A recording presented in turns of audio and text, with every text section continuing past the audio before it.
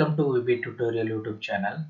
ಇವತ್ತಿನ ಕ್ಲಾಸಿಂದ ನಾವು state books 6th to 10th ವರೆಗೂ ಓಕೆನಾ, ಈ ಬುಕ್ಸ್ನ ಸ್ಟಡಿ ಮಾಡ್ತಾ ಹೋಗೋಣ. ಇಲ್ಲಿ ಏನಪ್ಪಾ ಅಂತಂದ್ರೆ ನಾನು ಡೈರೆಕ್ಟ್ ಆಗಿ PDF ಓದ್ತಾ ಎಕ್ಸ್ಪ್ಲೇನ್ ಮಾಡ್ತಾ ಹೋಗ್ತೀನಿ. ಇಲ್ಲಿ ನೀವೇನ್ ಮಾಡ್ಬೇಕಪ್ಪ ಅಂತಂದ್ರೆ ನಾನು PDF ಓದ್ತಾ ಎಕ್ಸ್ಪ್ಲೇನ್ ಮಾಡೋದನ್ನ ಇಂಪಾರ್ಟೆಂಟ್ ಪಾಯಿಂಟ್ನ ಹೇಳ್ತಾ ಹೋಗ್ತೀನಿ, ಅವನ್ನ ನೋಟ್ಸ್ ಮಾಡ್ಕೊಳ್ಳಿ. ಹಾಗೂ ಇದು ಯಾಕಪ್ಪ ಇಷ್ಟು ಇಂಪಾರ್ಟೆಂಟ್ ಅಂತಂದ್ರೆ ಇವನ್ನ DSERT ಅಂತಾನು ಕರಿತೇವೆ, ಅಂದ್ರೆ department of state educational research and training. ಇವರು ರೆಡಿ ಮಾಡ್ತಿರ್ತಕ್ಕಂಥ ಬುಕ್ ಇವು. ಆಮೇಲೆ ಇಲ್ಲಿ ನಿಮಗೆ ತುಂಬಾ ಎಕ್ಸಾಮ್ ಅಲ್ಲಿ ಡೈರೆಕ್ಟ್ ಆಗಿ ಬೇಸಿಕ್ ಕ್ವಶನ್ಸ್ ಬಂದಿದ್ದಾವೆ, ಹೌದಾ? ನಿಮಗೆ ನೆಕ್ಸ್ಟ್ ಕ್ಲಾಸ್ ಮಾಡುವಾಗ ನಾನು ಹೇಳ್ತಾ ಹೋಗ್ತೀನಿ ಯಾವೆಲ್ಲ ಕ್ವಶನ್ಸ್ ಎಕ್ಸಾಮ್ ಅಲ್ಲಿ ಕೇಳಿದ್ದಾರೆ ಅಂತ. ಆದ್ರಿಂದ ನಿಮ್ಗೆ 6th to 10th ತುಂಬಾ ಇಂಪಾರ್ಟೆಂಟ್ ಆಗಿರ್ತವೆ ಇಲ್ಲಿ ಕಾಂಪಿಟೇಟಿವ್ ಎಕ್ಸಾಮ್ ಪರ್ಸ್ಪೆಕ್ಟಿವ್ ಇಂದ, ಹೌದಾ? ಇವಾಗ ನಾನು ಫಸ್ಟ್ 6th ಸಮಾಜ ವಿಜ್ಞಾನ ಇದ ಸ್ಟಾರ್ಟ್ ಮಾಡ್ತೀನಿ. ಇದರಲ್ಲಿ ನಿಮಗೆ 2 ಪಾರ್ಟ್ ಬರ್ತವೆ, ಭಾಗ 1 ಅಂಡ್ ಭಾಗ 2 ಅಂತ ಹೇಳಿ, ಹೌದಾ? ಇವಾಗ ನಾನು ಫಸ್ಟ್ ಸಮಾಜ ವಿಜ್ಞಾನದಲ್ಲಿ ನಿಮಗ ಇತಿಹಾಸ ಬರುತ್ತಾ, ಪೌರನೀತಿ ಬರುತ್ತಾ, ಆಮೇಲೆ ಭೂಗೋಳ ಬರುತ್ತಾ. ನಾ ಏನ್ ಮಾಡ್ತೇನಪ್ಪ ಅಂದ್ರೆ ಫಸ್ಟ್ ಇತಿಹಾಸ ಸ್ಟಾರ್ಟ್ ಮಾಡ್ತೀನಿ. ಇವಾಗ 7th ಅಲ್ಲಿ ನಿಮಗ ಹಿಸ್ಟ್ರಿ, ನೆಕ್ಸ್ಟ್ ಆಮೇಲೆ 8th ಅಲ್ಲಿ ಹಿಸ್ಟ್ರಿ, ಆಮೇಲೆ 9th ಹಿಸ್ಟ್ರಿ, ಆಮೇಲೆ 10th ಹಿಸ್ಟ್ರಿ. ಹೀಗೆ ನಾವು ಹಿಸ್ಟ್ರಿ ಸೀರೀಸ್ ಮುಗಿದ ನಂತರ ನೆಕ್ಸ್ಟ್ ಜಾಗ್ರಫಿ ನೋಡೋಣ, ಹೌದಾ? ಆಮೇಲೆ ಪೌರನೀತಿ, ಆಮೇಲೆ ಸ್ವಲ್ಪ ಎಕಾನಮಿ ರಿಲೇಟೆಡ್ ನಿಮಗೆ ನೆಕ್ಸ್ಟ್ 7th 8th ಸ್ಟ್ಯಾಂಡರ್ಡ್ ಕೊಟ್ಟಿರ್ತಾರೆ, ಅವ್ನು ನೋಡ್ತಾ ಹೋಗೋಣ. ಇವಾಗ ನೀವು ಇಲ್ಲಿ 6th to 10th ವರೆಗೂ ಬುಕ್ಸ್ ಕವರ್ ಮಾಡಿರೋದ ನಿಮಗೆ ಮೇನ್ ಆಗಿ ಇತಿಹಾಸ ಮತ್ತು ಭೂಗೋಳ ಮ್ಯಾಕ್ಸಿಮಮ್ ಕವರ್ ಆಗಿಬಿಡುತ್ತೆ. ಇವಾಗ ನೋಡಿ ನಾವು ಇತಿಹಾಸ ಸಬ್ಜೆಕ್ಟ್ ಇದ್ದ ಸ್ಟಾರ್ಟ್ ಮಾಡೋಣ, ಹಿಸ್ಟ್ರಿ ಸಬ್ಜೆಕ್ಟ್ ಇದ್ದ, ಓಕೆನಾ? ಇಲ್ಲಿ ಪಾರ್ಟ್ 1 ನಲ್ಲಿ ನಿಮಗೆ ಇತಿಹಾಸದಲ್ಲಿ ಟೋಟಲ್ 6 ಚಾಪ್ಟರ್ ಬರ್ತವೆ, 6th ಸ್ಟ್ಯಾಂಡರ್ಡ್, ಹೌದಾ? ಇಲ್ಲಿ ಮೊದಲನೇ ಚಾಪ್ಟರ್ ಯಾವ್ದಪ್ಪ ಅಂತಂದ್ರೆ ಇತಿಹಾಸದ ಪರಿಚಯ ಮತ್ತು ಆರಂಭಿಕ ಸಮಾಜ. ಇಲ್ಲಿ ನಾವು ಏನ್ ಮಾಡ್ತಾ ಹೋಗ್ತೇನಪ್ಪ ಅಂತಂದ್ರೆ PDF ಓದ್ತಾ ಇಂಪಾರ್ಟೆಂಟ್ ಪಾಯಿಂಟ್ ನ ಹೈಲೈಟ್ ಮಾಡ್ತಾ ಹೋಗ್ತೀನಿ, ಅದನ್ನ ನೀವು ನೋಟ್ ಮಾಡ್ಕೊಳ್ತಾ ಬನ್ನಿ. ಅಧ್ಯಾಯ 1 ಇತಿಹಾಸದ ಪರಿಚಯ ಮತ್ತು ಆರಂಭಿಕ ಸಮಾಜ, ಹೌದಾ? ಇಲ್ಲಿ ಪಾಠದ ಪರಿಚಯ ಕೊಟ್ಟಿದ್ದಾರೆ. ಈ ಪಾಠದಲ್ಲಿ ನೀವು ಏನೆಲ್ಲ ಓದ್ತೀರಾ, ಆಮೇಲೆ ಇದನ್ನ ಓದೋದ್ರಿಂದ ನಿಮ್ಗೆ ಏನೇನು ಸಾಮರ್ಥ್ಯ ಬರುತ್ತೆ. ಫಸ್ಟ್ ಇತಿಹಾಸ ಎಂದರೇನು? ಈ ಹಿಂದೆ ನಡೆದು ಹೋದ ಸಂಗತಿಗಳನ್ನು ಕ್ರಮಬದ್ಧವಾಗಿ, ಹೌದಾ, ಹೇಳುವುದೇ ಇತಿಹಾಸ. ಇದು ಮನುಷ್ಯರು ನಡೆದು ಬಂದ ದಾರಿಯನ್ನು ಪರಿಚಯಿಸುತ್ತದೆ. ಆ ದಾರಿಯಲ್ಲಿ ಮಾನವರ ಸಫಲತೆ ಮತ್ತು ವಿಫಲತೆಗಳನ್ನು ವಿವರಿಸುತ್ತದೆ. ಇತಿಹಾಸವು ಘಟನೆಗಳನ್ನು ವಿವರಿಸುವಾಗ ಕಾಲ, ಸ್ಥಳ ಮತ್ತು ವ್ಯಕ್ತಿಯ ಕುರಿತು ನಿರ್ದಿಷ್ಟ ಮತ್ತು ಖಚಿತತೆಯನ್ನು ಹೊಂದಿರುತ್ತದೆ. ಅಂದರೆ ಆ ಘಟನೆಯು ಯಾವಾಗ, ಎಲ್ಲಿ, ಯಾರಿಂದ ನಡೆಯಿತು ಎಂಬುದರ ಸ್ಪಷ್ಟತೆ ಇರುತ್ತದೆ. ಈ ಸ್ಪಷ್ಟತೆ ಇಲ್ಲವಾದರೆ ಇತಿಹಾಸವು ಕಥೆಯಾಗಿಯೇ ಹೋಗುತ್ತದೆ. ಹಂಗಂದ್ರೆ ಏನಪ್ಪಾ, ಇಲ್ಲಿ ಇತಿಹಾಸ ಡೆಫಿನೇಷನ್ ಕೊಟ್ಟಿದ್ದಾರೆ. ಇತಿಹಾಸ ಅಂತಂದ್ರೆ ಒಂದು ಸಂಗತಿಯನ್ನ ಕ್ರಮಬದ್ಧವಾಗಿ ಹೇಳೋದು, ಹೌದಾ? ಇಲ್ಲಿ ಒಂದು ಸಫಲತೆಗಳಾಗಿರ್ತವೆ, ವಿಫಲತೆಗಳಾಗಿರ್ತವೆ. ಈ ಘಟನೆಗಳನ್ನ ಹೇಳುವಾಗ, ಈ ಸಂಗತಿಗಳನ್ನ ಹೇಳುವಾಗ ಇಲ್ಲಿ ಒಂದು ಸ್ಥಳ, ಕಾಲ ಮತ್ತು ವ್ಯಕ್ತಿ ಅವ್ರ ಬಗ್ಗೆ ಇಲ್ಲಿ ನಿರ್ದಿಷ್ಟವಾಗಿ ಹೇಳೋದು, ಇದನ್ನೇ ನಾವು ಇತಿಹಾಸ ಅಂತ ಹೇಳ್ತೀವಿ. ಹೀಗೆ ನಿರ್ದಿಷ್ಟವಾಗಿ ಹೇಳಿಲ್ಲಪ್ಪ ಅಂತಂದ್ರೆ ಅದು ಜಸ್ಟ್ ಕಥೆ ಆಗ್ಬಿಡುತ್ತೆ ಅಂತ ಹೇಳಿದು ಇತಿಹಾಸದ ಡೆಫಿನೇಷನ್, ಹೌದಾ? ನೆಕ್ಸ್ಟ್ ಇಲ್ಲಿ ನೋಡಿ ಎಕ್ಸಾಂಪಲ್ ಕೊಟ್ಟಿದ್ದಾರೆ. ಈಗ ಒಂದಾನೊಂದು ಕಾಲದಲ್ಲಿ ಒಂದಾನೊಂದು ಊರಿನಲ್ಲಿ ಒಬ್ಬ ರಾಜನಿದ್ದ. ಇಲ್ಲಿ ಯಾವುದಕ್ಕೂ ನಿರ್ದಿಷ್ಟವಾಗಿಲ್ಲ. ಅದೇ ಇಲ್ಲಿ ನೋಡಿ, ಸಾಮಾನ್ಯ ಶಕ ಪೂರ್ವ 261ರಲ್ಲಿ ಪಾಟಲಿಪುತ್ರ ಎಂಬ ಸ್ಥಳದಲ್ಲಿ ಅಶೋಕನೆಂಬ ರಾಜ ಕಳಿಂಗ ಎಂಬ ಯುದ್ಧ ಮಾಡಿದ. ಇಲ್ಲಿ ನಿರ್ದಿಷ್ಟವಾಗಿ ಹೇಳಿದ್ದಾರೆ. ಇಲ್ಲಿ ಕಾಲ ಇದೆ, ಸ್ಥಳ ಇದೆ, ವ್ಯಕ್ತಿ ಇದ್ದಾನೆ, ಮತ್ತೆ ಯಾವ ಯುದ್ಧ ಮಾಡಿದ ಅಂತ ಹೇಳಿದ್ದಾನೆ. ಆಕ್ಚುಲಿ ಇದೇ ಇತಿಹಾಸ. ಈ ತರ ಹೇಳ್ತಾ ಹೋಗೋದು ಇದು ಜಸ್ಟ್ ಕಥೆ ಆಗುತ್ತೆ, ಅಂತ್ಯ ಕಂತೆಗಳ ಬಗ್ಗೆ ಮಾತಾಡೋದು, ಓಕೆನಾ? ಇದಿಷ್ಟು ಇತಿಹಾಸದ ಬಗ್ಗೆ ಡೆಫಿನೇಷನ್ ನಿಮಗೆ. ಹಾಗಾದ್ರೆ ನೆಕ್ಸ್ಟ್ ಇತಿಹಾಸ ಏಕೆ ಬೇಕು, ನಾವು ಹಿಸ್ಟ್ರಿನ ಏನಕ್ಕಪ್ಪ ಓದ್ಬೇಕು ಅಂತ ಇಲ್ಲಿ ಕೊಟ್ಟಿದ್ದಾರೆ. ಇಲ್ಲಿ ನೋಡಿ, ಮಕ್ಕಳೇ ನೀವು ಒಮ್ಮೆ ಬೆಂಕಿಯ ಜ್ವಾಲೆಯನ್ನು ಮುಟ್ಟುತ್ತೀರಿ ಎಂದಿಟ್ಟುಕೊಳ್ಳಿ. ಏನಾಗುತ್ತದೆ? ಬೆಂಕಿ ಸುಡುತ್ತದೆ ಅಲ್ಲವೇ? ಅದುವೇ ಅನುಭವ. ಮತ್ತೊಮ್ಮೆ ನೀವು ಬೆಂಕಿಯ ಜ್ವಾಲೆಯನ್ನು ಮುಟ್ಟುತ್ತೀರಾ? ಇಲ್ಲ. ಏಕೆಂದರೆ ಈ ಮೊದಲು ಬೆಂಕಿಯು ಸುಟ್ಟ ಅನುಭವ ನಿಮಗಿದೆ ಅಲ್ಲವೇ?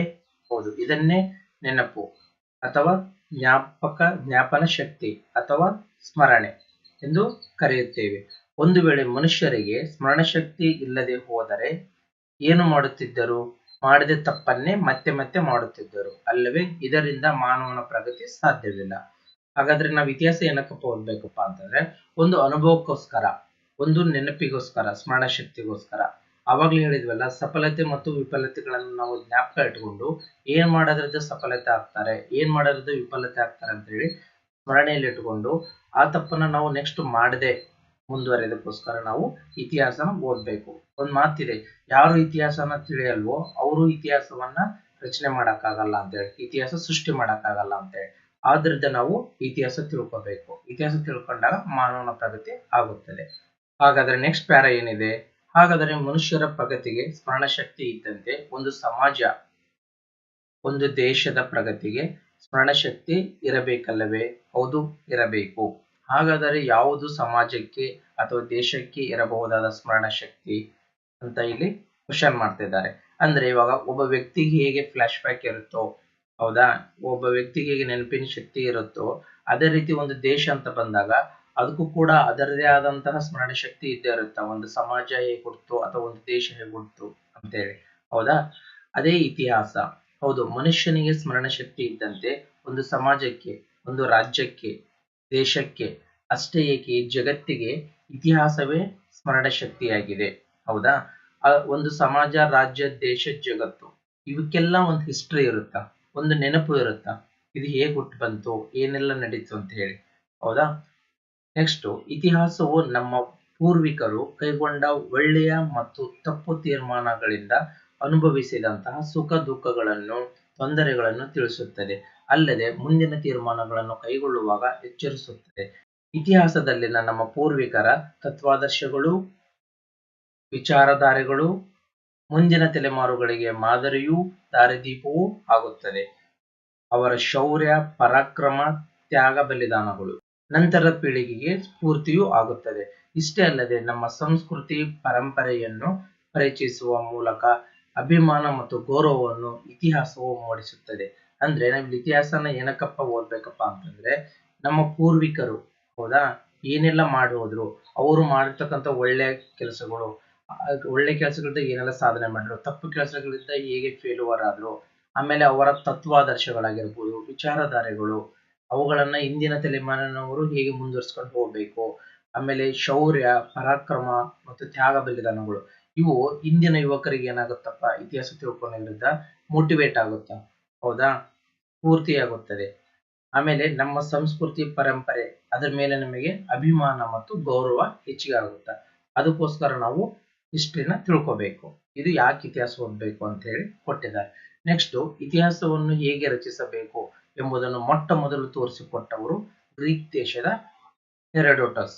ಆದ್ದರಿಂದ ಇವರನ್ನು ಇತಿಹಾಸದ ಪಿತಾಮಹ ಅಂತೇಳಿ ಕರಿತೀವಿ. ಇಲ್ಲಿ ಇತಿಹಾಸದ ಪಿತಾಮಹ ಯಾರಪ್ಪ ಅಂತಂದ್ರೆ ಗ್ರೀಕ್ ದೇಶದ ಹೆರೋಡೋಟಸ್. ಹೌದಾ? ಇದಿಷ್ಟು ಹಿಸ್ಟ್ರಿ ಬಗ್ಗೆ. ಫಸ್ಟ್ ಇತಿಹಾಸ ಎಂದರೇನು, ನೆಕ್ಸ್ಟ್ ಇತಿಹಾಸ ಏನಕ್ಕೆ ಓದ್ಬೇಕು, ನೆಕ್ಸ್ಟ್ ನಮಗೆ ಇಲ್ಲಿ ಇಂಪಾರ್ಟೆಂಟ್ ಪಾಯಿಂಟ್ ಬಂದ್ಬಿಟ್ಟು ಇತಿಹಾಸದ ಪಿತಾಮಹ ಯಾರಪ್ಪ ಅಂತಂದ್ರೆ ಹೆರೋಡೋಟಸ್. ಇಲ್ಲಿ ನೋಡಿ, ನಿಮಗೆ ಎಕ್ಸಾಮ್ ದೃಷ್ಟಿಯಿಂದ ಇಷ್ಟು ಎಲ್ಲ ಇಂಪಾರ್ಟೆಂಟ್ ಇಲ್ಲ ಅನಿಸ್ಬೋದು, ಬಟ್ ಬೇಸಿಕ್ ಆಗಿ ಇಷ್ಟರಲ್ಲಿ ನಿಮ್ಗೆ ಎಕ್ಸಾಮ್ಗೆ ಇಂಪಾರ್ಟೆಂಟ್ ಇರೋದು ಇದು ಒಂದು ಪಾಯಿಂಟ್. ಹಾಗಾದ್ರೆ ಮೇಲ್ಗಡೆ ಓದಿರೋದೆಲ್ಲ ಯೂಸ್ ಇಲ್ವಾ ಅನ್ನಂಗಿಲ್ಲ, ಅದು ಕೂಡ ನಿಮಗೆ ಯೂಸ್ ಇದೆ. ಬಟ್ ಎಕ್ಸಾಮಲ್ಲಿ ಡೈರೆಕ್ಟ್ ಕ್ವಶನ್ ಕೇಳದೆ ಇರ್ಬೋದು, ನಿಮಗೊಂದು ಕ್ಲಾರಿಟಿ ಇರುತ್ತೆ. ಹಾಗಾದ್ರೆ ನಾವು ಏನಕ್ಕೆ ಇತಿಹಾಸ ಓದಬೇಕು, ಅದ್ರ ಡೆಫಿನೇಷನ್ ಏನು, ಇವು ಮೂಲ ಫಸ್ಟ್ ನೀವನ್ನ ತಿಳ್ಕೊಬೇಕು. ಆದ್ರಿಂದ ನಾನು ಇಲ್ಲಿ ಏನ್ ಮಾಡ್ತೇನಪ್ಪ ಅಂತಂದ್ರೆ ಅವನ್ನ ಜಸ್ಟ್ ಸ್ಪೀಡ್ ಆಗಿ ಓದ್ತಾ ಹೈಲೈಟ್ ಮಾಡ್ತೇನೆ ಅಷ್ಟೇ. ಬಟ್ ಎಕ್ಸಾಮಿಗೆ ನಿಮಗೆ ಈ ತರ ಇಂಪಾರ್ಟೆಂಟ್ ಪಾಯಿಂಟ್ ಬರೋವನ್ನ ಈ ತರ ಸ್ಟಾರ್ ಮಾರ್ಕ್ ಹಾಕ್ತೀನಿ, ನೀವು ಅವನ್ನ ನೋಟ್ ಮಾಡ್ಕೊಂತ ಹೋಗಿ. ಓಕೆನಾ? ಹಾಗಾದ್ರೆ ನೆಕ್ಸ್ಟ್ ಏನಪ್ಪಾ, ಆಧಾರಗಳು. ಇತಿಹಾಸ ರಚಿಸುವವರನ್ನು ಇತಿಹಾಸಕಾರರು ಎನ್ನುತ್ತಾರೆ. ಇವರು ಇತಿಹಾಸವನ್ನು ನಿರ್ದಿಷ್ಟವಾಗಿ ಮತ್ತು ಖಚಿತವಾಗಿ ಹೇಳಲು ಸಾಕ್ಷ್ಯಾಧಾರಗಳನ್ನು ಬಳಸಿಕೊಳ್ಳುತ್ತಾರೆ. ಆದ್ದರಿಂದ ಆಧಾರವಿಲ್ಲದೆ ಇತಿಹಾಸವಿಲ್ಲ ಎಂದು ಹೇಳಲಾಗುತ್ತದೆ. ಇತಿಹಾಸದ ಆಧಾರಗಳಲ್ಲಿ ಪ್ರಮುಖವಾಗಿ ಎರಡು ವಿಧಗಳು. ಹಾಗಾದ್ರೆ ಇಲ್ಲಿ ಇತಿಹಾಸ ರಚನೆ ಮಾಡೋರು ಇತಿಹಾಸಕಾರರು ಅವರು ನಿರ್ದಿಷ್ಟವಾಗಿ ಮತ್ತು ಖಚಿತವಾಗಿ ಇತಿಹಾಸ ಹೇಳಬೇಕು ಅಂತ ಹೇಳಿದ್ರೆ ಅವರಿಗೆ ಸಾಕ್ಷ್ಯಾಧಾರಗಳು ಬೇಕು. ಅದಕ್ಕೋಸ್ಕರ ಅವರು ಇಲ್ಲಿ ಯಾವೆಲ್ಲ ಸಾಕ್ಷ್ಯಾಧಾರಗಳನ್ನು ಬಳಸ್ಕೊಂಡ್ರು ಅಂತ ಹೇಳಿ ಇಲ್ಲಿ ನೋಡ್ತಾ ಹೋಗ್ತೀವಿ. ಹೌದಾ? ಹಾಗಾದ್ರೆ ಆಧಾರಗಳಲ್ಲಿ ಫಸ್ಟ್ 2 ಟೈಪ್ಸ್ ಇದಾವೆ. ಫಸ್ಟ್ ಒಂದು ಸಾಹಿತ್ಯಿಕ ಆಧಾರ, ಎರಡನೇದು ಪುರಾತತ್ವ ಆಧಾರ. ಹಾಗಾದ್ರೆ ಇಲ್ಲಿ ಸಾಹಿತ್ಯಿಕ ಆಧಾರಗಳು ಅಂದ್ರೆ ಏನೇನೆಲ್ಲ ಬರ್ತವೆ ನೋಡ್ತಾ ಹೋದ್ರೆ, ಸಾಹಿತ್ಯದ ಹಿನ್ನೆಲೆಯಲ್ಲಿ ಸಾಹಿತ್ಯ ಎಂದರೆ ಬರವಣಿಗೆ ಅಥವಾ ಬಾಯಿಂದ ಬಾಯಿಗೆ ಹರಿದು ಬಂದಿರುವ ಸಂಗತಿಗಳು. ಇವುಗಳಲ್ಲಿ 2 ವಿಧಗಳು. ಒಂದು ಲಿಖಿತ ಸಾಹಿತ್ಯ, ಎರಡನೆಯದು ಮೌಖಿಕ ಸಾಹಿತ್ಯ. ಲಿಖಿತ ಸಾಹಿತ್ಯವನ್ನು ದೇಶೀಯ ಸಾಹಿತ್ಯ ಮತ್ತು ವಿದೇಶೀಯ ಸಾಹಿತ್ಯ ಅಂತೇಳಿ ಮತ್ತೆ ವಿಂಗಡಣೆ ಮಾಡ್ತಾರೆ.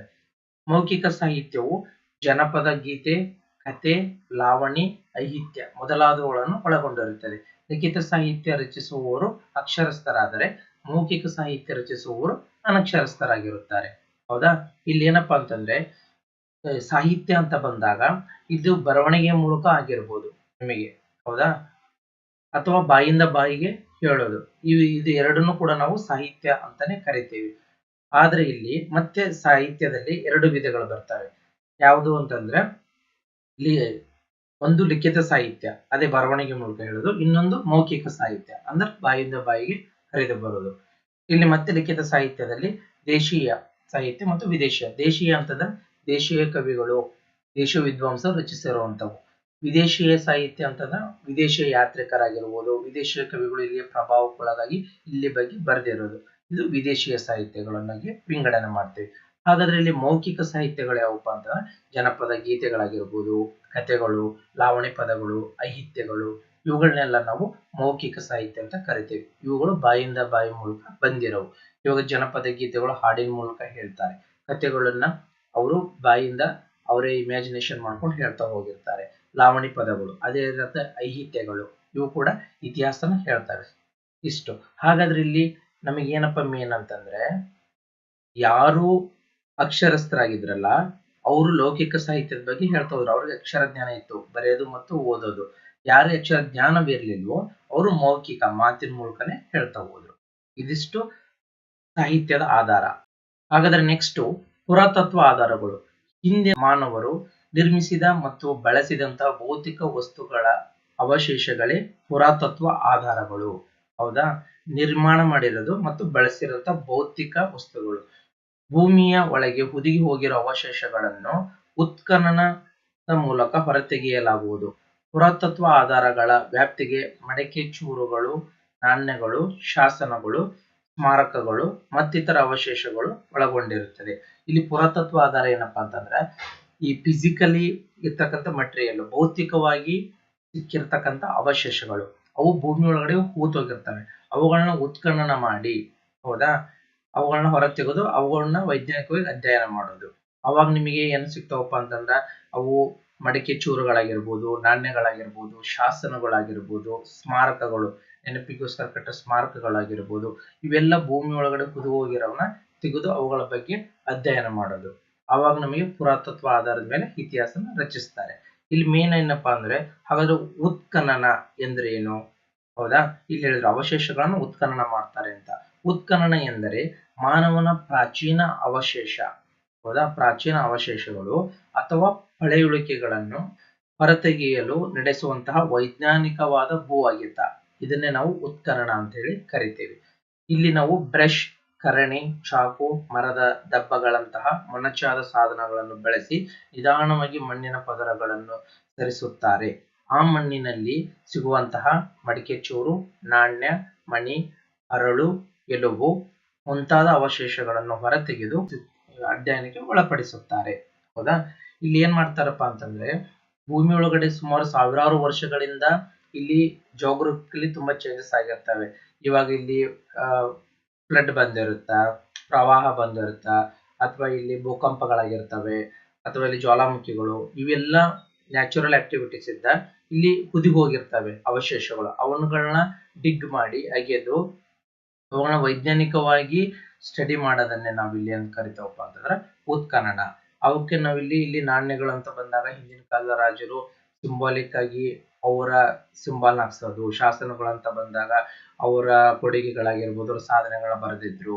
ಹೌದಾ? ಇವುಗಳನ್ನೆಲ್ಲ ಇಟ್ಕೊಂಡು ಅಧ್ಯಯನ ಮಾಡ್ತಾ ಹೋಗ್ತಾರೆ ಇತಿಹಾಸಕಾರರು. ಇಷ್ಟು ನಮಗೆ ಸಾಹಿತ್ಯಿಕ ಮತ್ತು ಪುರಾತತ್ವ ಆಧಾರಗಳು, ಸಾಕ್ಷ್ಯಗಳಿಂದ ಇತಿಹಾಸ ರಚನೆ ಆದವು ಅಂತ ಸಿಂಪಲ್. ಸಾಹಿತ್ಯಿಕ ಆಧಾರ, ಪುರಾತತ್ವ ಆಧಾರ ಅಂತ ಎಷ್ಟೊತ್ತು ಓದಿದ್ವಲ್ಲ, ಅದನ್ನೇ ಇಲ್ಲಿ ಚಾರ್ಟ್ ಮೂಲಕ ಕೊಟ್ಟಿದ್ದಾರೆ. ಹೌದಾ? ಇಲ್ಲಿ ಸಾಹಿತ್ಯಿಕ ಆಧಾರ ಅಂತಂತಂದ್ರೆ ಲಿಖಿತ, ಮೌಖಿಕ ಮತ್ತೆ ದೇಶೀಯ. ಇದನ್ನ ಒಂದ್ಸರಿ ಚಾರ್ಟ್ ನೋಡ್ಕೊಳ್ಳಿ. ಹಾಗಾದ್ರೆ ನೆಕ್ಸ್ಟ್ ಏನಪ್ಪಾ ಅಂತಂದ್ರೆ ಇತಿಹಾಸದಲ್ಲಿ ಕಾಲಗಣನೆ, ಸಾಮಾನ್ಯ ಶಕೆ ಅಂತ ಹೇಳಿ. ಇವಾಗ ಕಾಲಗಣನೆಯನ್ನು ಮಹತ್ವಪೂರ್ವವಾದ ದಿನದಿಂದ ಆರಂಭಿಸಲಾಗುತ್ತದೆ. ಅಂತಹ ಕಾಲಗಣನೆಯನ್ನು ಶಕ ಎನ್ನುತ್ತೇವೆ. ಸಾಶ ಯೇಸು ಕ್ರಿಸ್ತರು ಬದುಕಿದ ಕಾಲಾವಧಿಯ ನಿರ್ದಿಷ್ಟ ವರ್ಷದಿಂದ ಪ್ರಾರಂಭವಾಗುತ್ತದೆ, ಅಂದ್ರೆ ಸಾಮಾನ್ಯ ಶಕೆ. ವಿಜಯನಗರ ಸಾಮ್ರಾಜ್ಯವು ಸಾಶ 1336ರಲ್ಲಿ ಸ್ಥಾಪನೆಯಾಯಿತು ಎಂದರೆ ಅದು ಸ್ಥಾಪನೆಯಾಗಿ ಯೇಸುವಿನ ವರ್ಷದಿಂದ 136 ವರ್ಷಗಳು ಕಳೆದಿವೆ ಎಂದು ಅರ್ಥ. ಕಾಲಗಣನೆಯನ್ನು ಇನ್ನಿತರ ಶಕೆಗಳಲ್ಲಿಯೂ ಮಾಡುತ್ತಾರೆ. ಶಾಲಿವಾನ ಶಕೆ, ಗುಪ್ತ ಶಕೆ, ವಿಕ್ರಮ ಶಕೆ, ಹಿಜರ, ಇನ್ನೂ ಮುಂತಾದ ಶಕೆಗಳಿವೆ. ಸಾಮಾನ್ಯವಾಗಿ ಈಗ ಇತಿಹಾಸ ನಿರೂಪಣೆಯಲ್ಲಿ ಸಾಮಾನ್ಯ ಶಕ ಎಂಬುದು ರೂಢಿಯಲ್ಲಿದೆ.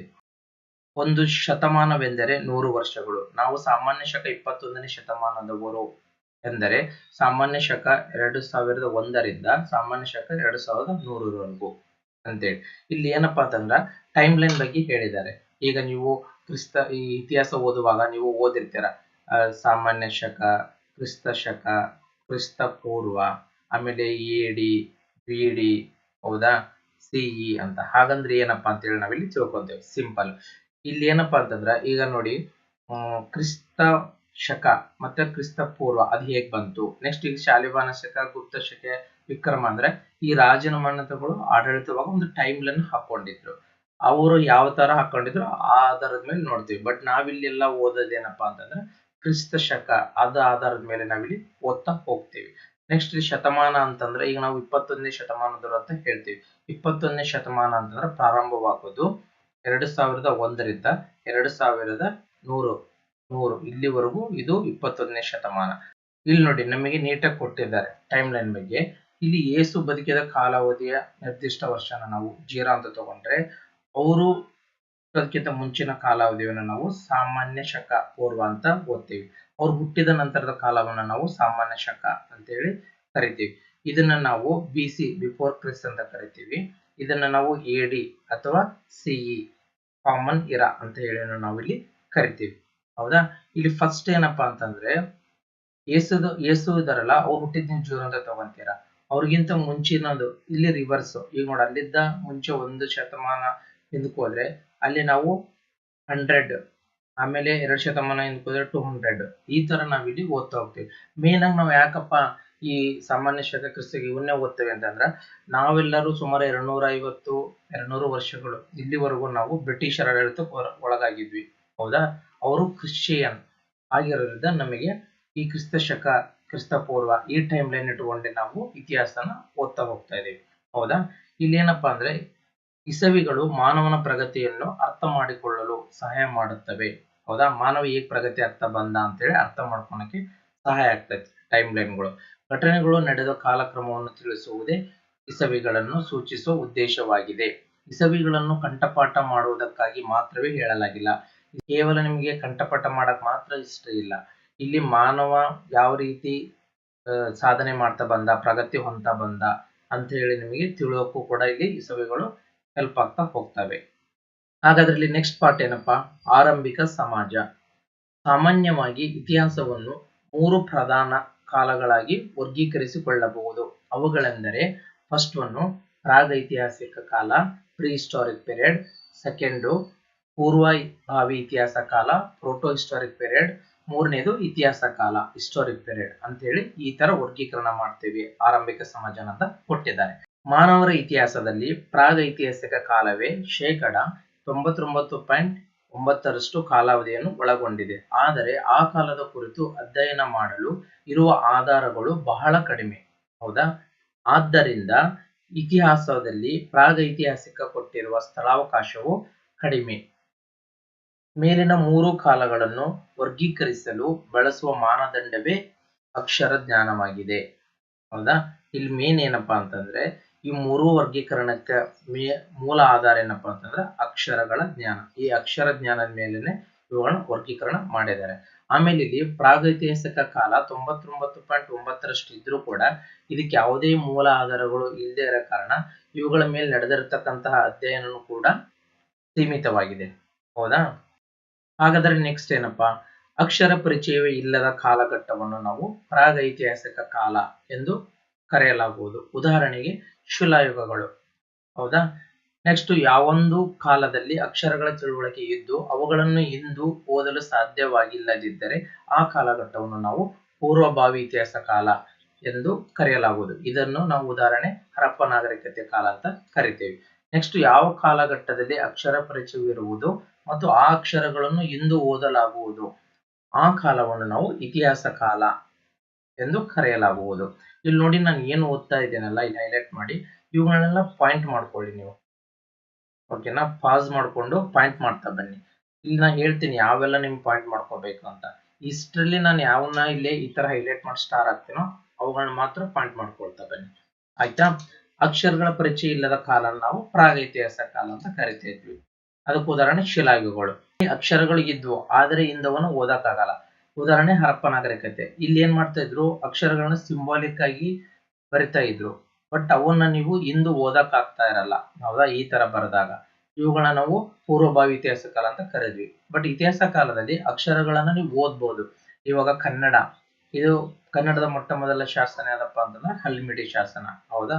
ಅದರಲ್ಲಿ ಇರ್ತಕ್ಕಂಥ ಕನ್ನಡದ ಸಾಲುಗಳನ್ನ ಓದಿ ಅರ್ಥ ಮಾಡ್ಕೊಂಡು ಏನ್ ಇತಿಹಾಸ ಕೊಟ್ರಲ್ಲ, ಕನ್ನಡ ಭಾಷೆಗೆ ಇಲ್ಲಿದ್ದ ಇತಿಹಾಸ ಐತಿ ಅಂತೇಳಿ, ಈ ತರ ನಮಗೆ ಆ ಭಾಷೆ, ಅಲ್ಲಿ ಇರ್ತಕ್ಕಂಥ ಭಾಷೆ ಓದಿ ಅರ್ಥ ಮಾಡ್ಕೊಳಕ್ ಸಾಧ್ಯ ಇಲ್ಲಿದ್ದಾಯ್ತು. ಅಲ್ಲಿಂದ ನಾವು ಇತಿಹಾಸ ಕಾಲ ಅಂತೇಳಿ ಓದಕ ಪ್ರಾರಂಭ ಮಾಡ್ಕೊಂಡ್ವಿ. ಆಯ್ತಾ? ನೆಕ್ಸ್ಟ್ ಏನಪ್ಪಾ ಹಾಗಾದ್ರೆ ಅಂತಂದ್ರೆ, ಜೀವ ವಿಕಾಸದ ಹಾದಿಯಲ್ಲಿ ಮೊದಲು ಏಕಕೋಶ ಜೀವಿಗಳನ್ನು, ನಂತರ ಮೃದ್ವಂಗಿಗಳು, ಮೀನು, ಸಸ್ಯ, ಕೀಟ, ಉಭಯವಾಸಿಗಳು, ರೆಕ್ಕೆ ಕೀಟ, ಸರೀಸೃಪ, ಪಕ್ಷಿಗಳು, ಸಸ್ತನಿಗಳು, ಹೂ ಬಿಡುವ ಸಸ್ಯಗಳು, ಹುಲ್ಲು, ವಾನರ, ಹೀಗೆ ದ್ವಿಪಾದಿಗಳು ವಿಕಾಸ ಹೊಂದಿದವು. ಇಲ್ಲಿದ್ದ ಜೀವ ವಿಕಾಸ ಆಯ್ತು ಅಂತ ಕೊಟ್ಟಿದ್ದಾರೆ. ಏಕಕೋಶ ಜೀವಿಗಳಿಂದ ಇಲ್ಲಿ ನೆಕ್ಸ್ಟ್ ಯಾವ ರೀತಿ ದ್ವಿಪಾದಿಗಳು ವಿಕಾಸ ಹೊಂದಿದ್ರು ಅಂತ, ಎರಡು ಕಾಲಿನ ಪ್ರಾಣಿಗಳು. ಹೌದಾ? ಸುಮಾರು 18 ಲಕ್ಷ ವರ್ಷಗಳ ಹಿಂದೆ ಮಾನವ ವಿಕಾಸವಾಯಿತು. ಆಧುನಿಕ ಮಾನವರ ದೈಹಿಕ ರಚನೆಯನ್ನು ಹೊಂದಿದ್ದ ಮಾನವರು ಮೊದಲು ದಕ್ಷಿಣ ಆಫ್ರಿಕಾದಲ್ಲಿ ಕಾಣಿಸಿಕೊಂಡರು. ಇವರು ಆಫ್ರಿಕಾದಿಂದ ಪ್ರಪಂಚದ ವಿವಿಧ ಭಾಗಗಳಿಗೆ ವಲಸೆ ಹೋಗಿ ನೆಲೆಸಿದರೆಂದು ಹೇಳಲಾಗುತ್ತದೆ. ಈ ವಾದವು ಇಂದು ಸಾಕಷ್ಟು ವಿಮರ್ಶೆಗೂ ಒಳಗಾಗಿದೆ ಅಂತಂದು. ಹೌದಾ? ಹಾಗಾದ್ರೆ ಇಲ್ಲಿ ಮಾನವ ವಿಕಾಸ ಹೇಗಾಯ್ತು ಅಂತ ಕೊಟ್ಟಿದ್ದಾರೆ. 18 ಲಕ್ಷ ವರ್ಷಗಳ ಹಿಂದಿಂದ ವಿಕಾಸ ಆಗಿದೆ. ಇಲ್ಲಿ ಮೊದಲು ದಕ್ಷಿಣ ಆಫ್ರಿಕಾದಲ್ಲಿ ಕಾಣಿಸ್ಕೊಂಡ್ರು ಅಂತ ಹೇಳಲಾಗುತ್ತೆ, ಹಲವು ಸಾಕ್ಷ್ಯಾಧಾರಗಳನ್ನ ಇಟ್ಟುಕೊಂಡು.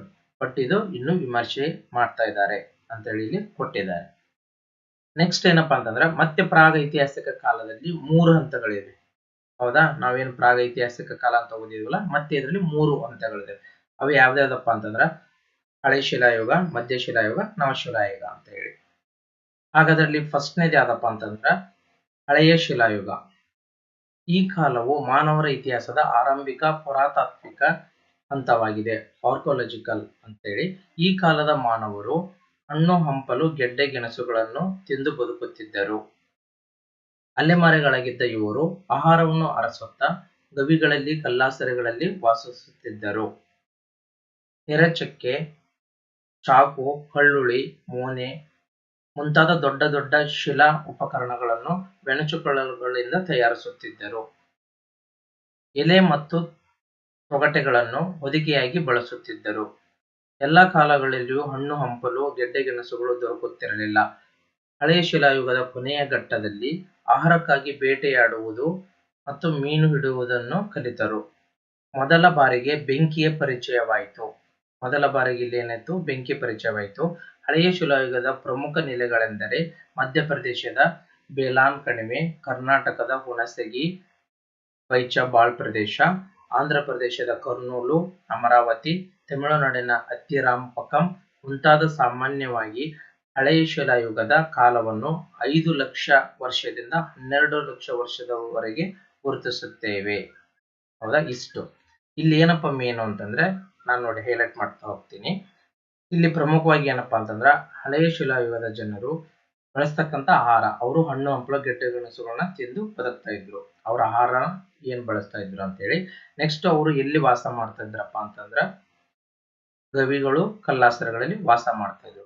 ಅವರು ಬಳಸ್ತಕ್ಕಂತ ಆಯುಧಗಳು ಏನಪ್ಪಾ ಅಂತಂದ್ರ ದೊಡ್ಡ ದೊಡ್ಡ ಶಿಲೆಗಳ ಅವುಗಳನ್ನ ಉಪಕರಣಗಳಾಗಿ ಬಳಸ್ತಾ ಇದ್ರು. ಅಲ್ಲಿ ಬೆಣಚುಗಳನ್ನು ತಯಾರು ಮಾಡ್ತಾ ಇದ್ರು. ಹಾಗೂ ಅವರು ಹೊದಿಕೆಗಳಿಗೆ ಏನು ಎಲೆ ತೋಟಗಳನ್ನ ಬಳಸ್ತಾ ಇದ್ರು. ನೆಕ್ಸ್ಟ್ ಅವರು ಬೇಟೆ ಆಡೋದನ್ನ ಈ ಕಾಲಮನ್ನ ಕೊನೆ ಘಟ್ಟದಲ್ಲಿ ಕಲ್ತ್ರು ಅವರು. ಹೌದಾ, ಬೇಟೆ ಆಡೋದು ಮತ್ತು ಮೀನ್ ಹಿಡಿಯೋದನ್ನ. ಯಾಕಪ್ಪ ಅಂತಂದ್ರೆ ಅವರು ರೆಗ್ಯುಲರ್ ಆಗಿ ಹಣ್ಣು ಹಂಪಲುಗಳು ಸಿಗ್ತಾ ಇರ್ಲಿಲ್ಲ. ಅವು ಸೀಸನಲ್ಲಿ ಪ್ರೊಡ್ಯೂಸ್ ಆಗ್ತಕ್ಕಂಥ ಫ್ರೂಟ್ಸ್ ಇದ್ವು ಕೆಲವೊಂದು. ಆದ್ದರಿಂದ ಅವರು ಆಹಾರಕ್ಕೋಸ್ಕರ ಬೇಟೆ ಆಡೋದು ಮೀನ್ ಹಿಡಿಯೋದನ್ನ ಪ್ರಾರಂಭ ಮಾಡ್ಕೊಂಡ್ರು. ಹಾಗಾದ್ರೆ ಈ ನೆಲೆಗಳು ಎಲ್ಲೆಲ್ಲಿದಾವೆ ಅಂತ ನೋಡ್ತಾ ಹೋದ್ರೆ ಇವುಗಳನ್ನ ನೋಟ್ ಮಾಡ್ಕೊಳ್ಳಿ. ಕೆಲವೊಂದ್ ಸಾರಿ ಈ ನೆಲೆಗಳನ್ನ ಕೊಟ್ಟು ಇಲ್ಲಿ ಮ್ಯಾಚ್ ದಿ ಫಾಲೋವಿಂಗ್ ಅಂತ ಕೊಟ್ಟಿರ್ತಾನೆ. ಹೌದಾ, ಮಧ್ಯಪ್ರದೇಶದ ಬೇಲಾನ್ ಕಣಿವೆ ಇಂಪಾರ್ಟೆಂಟ್. ನೀವು ಕರ್ನಾಟಕದ ನೆಲೆಗಳಂತ ಬಂದಾಗ ಸ್ವಲ್ಪ ಫೋಕಸ್ ಮಾಡಿ. ಇವು ಪ್ರೆಸೆಂಟ್ ಯಾವ ಡಿಸ್ಟ್ರಿಕ್ಟ್ ಅಲ್ಲಿ ಬರ್ತವೆ ಅಂತಾನು ನೀವು ನೋಟ್ ಮಾಡ್ಕೊಳ್ಳಿ. ಕರ್ನಾಟಕದ ಹುಣಸಗಿ ಮತ್ತು ಬೈಚ್ಬಾಳ್ ಪ್ರದೇಶ, ಆಂಧ್ರ ಪ್ರದೇಶದ ಕರ್ನೂಲು, ಅಮರಾವತಿ ಮತ್ತು ತಮಿಳುನಾಡಿನ ಅತ್ತಿರಾಂಪಕಂ ಅಂತ ಹೇಳಿ. ಇದ್ರ ಕಾಲಮಾನ 5 ಲಕ್ಷ ವರ್ಷಗಳಿಂದ 12,000 ವರ್ಷ ಅಂತ ಹೇಳಿ ಇಲ್ಲಿ ಕೊಟ್ಟಿದ್ದಾರೆ. ನೆಕ್ಸ್ಟ್ ಯಾವ್ದಪ್ಪ ಅಂತಂದ್ರೆ ಮಧ್ಯ ಶಿಲಾಯುಗ, ಮೀಸೋಲಿಥಿಕ್ ಏಜ್ ಅಂತ. ಇದು ಹಳೆಯ ಶಿಲಾಯುಗ ಮತ್ತು ನವಶಿಲಾಯುಗದ ನಡುವಿನ ಸ್ಥಿತ್ಯಂತರ ಕಾಲವಾಗಿದೆ. ಆದ್ದರಿಂದ ಇದನ್ನು ಮಧ್ಯ ಶಿಲಾಯುಗ ಎಂದು ಕರೆಯಲಾಗುತ್ತದೆ. ಈ ಕಾಲದ ಮಾನವರು ದೊಡ್ಡ ದೊಡ್ಡ ಶಿಲಾ ಉಪಕರಣಗಳ ಬದಲು ಕೌಶಲ್ಯಭರಿತ ಕಿರು ಶಿಲಾಯುಧಗಳನ್ನು ಬಳಸಲು ಪ್ರಾರಂಭಿಸಿದರು. ಆದ್ದರಿಂದ ಈ ಕಾಲವನ್ನು ನಾವು ಸೂಕ್ಷ್ಮ ಶಿಲಾಯುಗ ಎಂದು ಕರೆಯಲಾಗುವುದು.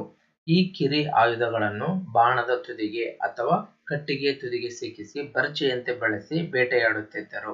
ಕಾಡು ಧಾನ್ಯಗಳನ್ನು ಆಹಾರಕ್ಕಾಗಿ ಸಂಗ್ರಹಿಸುತ್ತಿದ್ದರು. ಧಾನ್ಯಗಳಾಗಲಿ ಬೇಟೆಗಳಾಗಲಿ ನಿರಂತರ ದೊರಕುತ್ತಿರಲಿಲ್ಲ. ಅನೇಕ ವೇಳೆ ಹಸಿವಿನಿಂದ ಕಾಲ ಕಳೆಯಬೇಕಾದ ಸಂದರ್ಭಗಳು ಬರುತ್ತಿದ್ದವು. ಅದಕ್ಕಾಗಿ ಅವರು ಕಂಡುಕೊಂಡ ಮಾರ್ಗ ಎಂದರೆ ಬೇಟೆಯ ಸಂದರ್ಭದಲ್ಲಿ ಗಾಯಗೊಂಡು ಬದುಕುಳಿದಂತಹ ಪ್ರಾಣಿಗಳು ಅಥವಾ ದೊರೆತ ಮರಿಗಳನ್ನು ತಂದು ತಮ್ಮೊಟ್ಟಿಗೆ ಸಾಕುವುದು. ಒಂದು ವಿಧದಲ್ಲಿ ಈ ಪ್ರಾಣಿಗಳು ಅವರಿಗೆ ಕಾಯ್ದಿರಿಸಿದ ತುರ್ತುಕಾಲದ ಆಹಾರಗಳಾಗಿ ಬಳಸಲಾಗುತ್ತಿದ್ದವು. ಇದು ನಿಧಾನವಾಗಿ ಪಶುಪಾಲನೆಗೆ ಚಾಲನೆ ಕೊಟ್ಟಿತು. ಮಧ್ಯಶಿಲಾಯುಗದ ಮಾನವರು ತಮ್ಮ ಮತ್ತು ಪಶುಗಳ ಆಹಾರಕ್ಕಾಗಿ ನಿರಂತರ ಅಲೆದಾಡುತ್ತಿದ್ದರು. ಬಿಡುವಿನ ವೇಳೆಗಳಲ್ಲಿ ಬೀಡು ಬಿಟ್ಟ ಸ್ಥಳಗಳ ಕಲ್ಲಾಸರೆಗಳ ಮೇಲೆ ಚಿತ್ರಗಳನ್ನು ಬಿಡಿಸುತ್ತಿದ್ದರು. ಪ್ರಾಣಿಗಳ ಚರ್ಮಗಳನ್ನು ತಮ್ಮ ಮೇಲೊದಿಕೆಯಾಗಿ ಬಳಸುತ್ತಿದ್ದರು. ಬೆಂಕಿಯ ಪರಿಚಯ ಚೆನ್ನಾಗಿ ಇದ್ದಿತು. ಈ ಕಾಲದ ನೆಲೆಗಳು ಎಲ್ಲೆಲ್ಲಿ ಬರ್ತಾವಪ್ಪ ಅಂದ್ರ ಮಧ್ಯಪ್ರದೇಶದ ಬಿಂಬಿಟ್ಕ, ಆದಮ್ಗರ್, ಕರ್ನಾಟಕದ ಬ್ರಹ್ಮಗಿರಿ, ಕನಗನಹಳ್ಳಿ, ರಾಜಸ್ಥಾನದ ಬಾಗೋರ್, ಗಣೇಶ್ವರ್, ಪಶ್ಚಿಮ ಬಂಗಾಳದ ಬೀರ್ಬಾನ್ಪುರ್, ಆಂಧ್ರ ಪ್ರದೇಶದ ವಾನ್ಪಸಾರಿ, ಉತ್ತರ ಪ್ರದೇಶದ ಸರಾಯ್ ನಹರ್ ರಾಯ್, ಮಹಾದಹ ಮುಂತಾದ ಪ್ರದೇಶಗಳಾಗಿರ್ತವೆ. ಮಧ್ಯಶಿಲಾಯುಗದ ಕಾಲವು ಇಂದಿಗೆ 12,000 ವರ್ಷಗಳಿಂದ 9,000 ವರ್ಷದವರೆಗೆ ಇದ್ದಿತೆಂದು ಸಾಮಾನ್ಯವಾಗಿ ಗುರುತಿಸುವುದುಂಟು. ಇದಿಷ್ಟು ಮಧ್ಯಕಾಲದ ಶಿಲಾಯುಗ. ಹಾಗಾದ್ರೆ ಏನಪ್ಪ ಇಲ್ಲಿ ಅಂದ್ರೆ ಮಧ್ಯಕಾಲೀನ ಶಿಲಾಯುಗವು ಸುಮಾರು 12,000 ವರ್ಷಗಳಿಂದ 9,000 ವರ್ಷಗಳವರೆಗೂ ಈ ಕಾಲಮಾನವನ್ನು ನಾವು ಮಧ್ಯಕಾಲೀನ ಶಿಲಾಯುಗ ಅಂತ ಕರಿತೇವೆ. ಇದು ಈ ಎರಡು ಹಳೆ ಶಿಲಾಯುಗ ಮತ್ತು ನವಶಿಲಾಯುಗದ ಸ್ಥಿತ್ಯಂತರ ಯುಗ. ಆದ್ದರಿಂದ ಇದನ್ನು ಮಧ್ಯಶಿಲಾಯುಗ ಅಂತ ಕರಿತೇವೆ. ಇಲ್ಲಿ ದೊಡ್ಡ ದೊಡ್ಡ ಉಪಕರಣಗಳ ಬಳಸೋದ್ ಬದಲು ಕೌಶಲ್ಯಭರಿತ ಕಿರುಶಿಲಾ ಉಪಗಳನ್ನ ಬಳಸಲಾರಂಭಿಸಿದ್ರು. ಆದ್ದರಿಂದ ಇದನ್ನ ಸೂಕ್ಷ್ಮ ಶಿಲಾಯುಗ ಅಂತ ಕರಿತೇವೆ. ಇದನ್ನ ಎಕ್ಸಾಮ್ ಅಲ್ಲಿ ಒಂದ್ಸಾರಿ ಕೇಳಿದ್ದಾರೆ. ಹೌದಾ, ಮೈಕ್ರೋಲಿಥಿಕ್ ಏಜ್ ಅನ್ನೋದು ಯಾವ ಕಾಲಘಟ್ಟದಲ್ಲಿ ಬರುತ್ತಾ, ಏನು ಹಳೆ ಶಿಲಾಯುಗದಲ್ಲಿ ಬರುತ್ತಾ, ಮಧ್ಯ ಶಿಲಾಯುಗದಲ್ಲಿ ಬರುತ್ತಾ, ನವಶಿಲಾಯುಗದಲ್ಲಿ ಬರುತ್ತಾ ಅಂತೇಳಿ. ಇದು ಇಂಪಾರ್ಟೆಂಟ್ ಪಾಯಿಂಟ್. ನೆಕ್ಸ್ಟ್ ನೋಡಿ, ಇಲ್ಲಿ ಆಹಾರನ ಸಂಗ್ರಹಣೆ ಮಾಡಕ್ಕೆ ಪ್ರಾರಂಭ ಮಾಡಿದ್ರು. ನೋಡಿ ಮಾನವ ವಿಕಾಸ ಹೇಗಾಗ್ತಾ ಬಂತಂದ್ರೆ ಮಾನವನ ವಿಕಾಸದೊಂದಿಗೆ ಮಾನವನ ಬದುಕುತ್ತಿರುವ ರೀತಿಯಲ್ಲಿ ವಿಕಾಸ ಆಗ್ತಾ ಬಂತು. ಮುಂಚೆ ಅಲ್ಲಿ ಬೇಟೆಯಾಡಕ್ ಪ್ರಾರಂಭ ಮಾಡಿದ್ರು. ಕೊನೆ ಘಟ್ಟದಲ್ಲಿ ಇಲ್ಲಿ ಆಹಾರ ಸಂಗ್ರಹಣೆಗೆ ಮುಂದಾಗ್ತಾನೆ. ಹೌದಾ, ನೆಕ್ಸ್ಟ್ ಇಲ್ಲಿ ನೋಡಿ ಧಾನ್ಯಗಳು ಬೇಟೆಗಳು ನಿರಂತರ ದೊರಕದಿರೋ ಕಾರಣ ಅವ್ರು ಏನ್ ಮಾಡಿದ್ರಪ್ಪ ಅಂತಂದ್ರೆ ಸಂಗ್ರಹಣೆ ಮಾಡಕ್ ಪ್ರಾರಂಭ ಮಾಡಿದ್ರು. ಆಮೇಲೆ ಬೇಟೆ ಆಡಕ್ ಹೋದಾಗ ಉಳಿದಿರತಕ್ಕಂತಹ ಪ್ರಾಣಿಗಳು ಹಾಗೂ ಅವುಗಳ ಮರಿಗಳನ್ನ ತಂದು ಇಲ್ಲಿ ಸಾಕೋದು. ಇಲ್ಲಿ ಇನ್ನೊಂದು ಏನು ಒಂದಂತ ಒಂದು ಸಂಗ್ರಹಣೆ ಆದ್ರೆ ಇನ್ನೊಂದು ಸಾಕೋದು. ಇಲ್ಲಿದ್ದಾನೆ ನಿಮಗೆ ಪಶುಪಾಲನೆಗೆ ಚಾಲನೆ ಕೊಟ್ಟರು. ಆಮೇಲೆ ಇಲ್ಲಿ ನೋಡ್ರಿ, ಮೇನ್ ಆಗಿ ಮಧ್ಯಶಿಲಾಯುಗದಲ್ಲಿ ಮಾನವ ಖಾಲಿ ಟೈಮ್ ಅಲ್ಲಿ ಚಿತ್ರ ಬಿಡಿಸಕ್ ಪ್ರಾರಂಭ ಮಾಡಿದ. ಈ ನೆಲೆಗಳು ಎಲ್ಲೆಲ್ಲಿ ಸಿಗ್ತವೆ ನಿಮಗೆ ಅಂತ ನೋಡ್ತಾ ಹೋದ್ರೆ, ಇವು ನೆಲೆಗಳು, ಇವನ್ನ ಒಂದ್ ಕಡೆ ನೋಟ್ ಮಾಡಿಟ್ಕೊಳ್ಳಿ ಆಯ್ತಾ. ನೆಕ್ಸ್ಟ್ ಕರ್ನಾಟಕದಾಗ ಮೇನ್ ಎಲ್ಲಪ್ಪ ಅಂತಂದ್ರ ಬ್ರಹ್ಮಗಿರಿ ಮತ್ತು ಕನಗನಹಳ್ಳಿ, ಇವು ಮೇನ್ ಕರ್ನಾಟಕದಲ್ಲಿ. ಅದೇ ರೀತಿ ರಾಜಸ್ಥಾನದಲ್ಲಿ ಬಾಗೋರು, ಇವುಗಳನ್ನ ನೋಟ್ ಮಾಡಿ ಇಟ್ಕೋಬೇಕು. ನಾನು ಇವನ್ನ ಮತ್ತೆ ಮತ್ತೆ ಓದಲ್ಲ, ನಾನು ಸೆಕೆಂಡ್ ಟೈಮ್ ಅಲ್ಲಿ ಮೇನ್ ಇಂಪಾರ್ಟೆಂಟ್ ಪಾಯಿಂಟ್ಸ್ ಮಾತ್ರ ಹೈಲೈಟ್ ಮಾಡ್ತಾ ಇರ್ತೀನಿ. ಫಸ್ಟ್ ಟೈಮ್ ಓದಿ, ಸೆಕೆಂಡ್ ಟೈಮ್ ನಾನು ಜಸ್ಟ್ ಹೈಲೈಟ್ ಮಾಡ್ತೀನಿ. ನೆಕ್ಸ್ಟ್ ನವಶಿಲಾಯುಗ. ಮಧ್ಯಶಿಲಾಯುಗದ ಮಾನವರು ಪಶುಪಾಲಕರಾದ್ದರಿಂದ ಅವರಿಗೂ ಅವರ ಪಶುಗಳಿಗೂ ಆಹಾರದ ಅಭಾವ ಸೃಷ್ಟಿಯಾಗುತ್ತಿತ್ತು. ಹೌದಾ? ಆದ್ದರಿಂದ ಆ ಜನರು ಆಹಾರಕ್ಕಾಗಿ ಅಲೆಯುವುದನ್ನು ಬಿಟ್ಟು ನವಶಿಲಾಯುಗದಲ್ಲಿ ಆಹಾರ ಉತ್ಪಾದನೆಗೆ ಮುಂದಾದರು. ನದಿ ತೀರಗಳಲ್ಲಿ ಫಲವತ್ತಾದ ಮೆಕ್ಕಲು ಮಣ್ಣಿನಲ್ಲಿ ಕೃಷಿಯನ್ನು ಆರಂಭಿಸಿದರು. ಕೃಷಿಯು ನವಶಿಲಾಯುಗದ ಜನರಿಗೆ ಧಾನ್ಯವನ್ನು ಮತ್ತು ಅವರ ಪಶುಗಳಿಗೆ ಮೇವನ್ನು ಪೂರೈಸಿತು. ಆದ್ದರಿಂದ ಅಲೆಮಾರಿ ಬದುಕನ್ನು ತೊರೆದು ಸೂಕ್ತ ಪ್ರದೇಶದಲ್ಲಿ ನೆಲೆಸಲಾರಂಭಿಸಿದರು.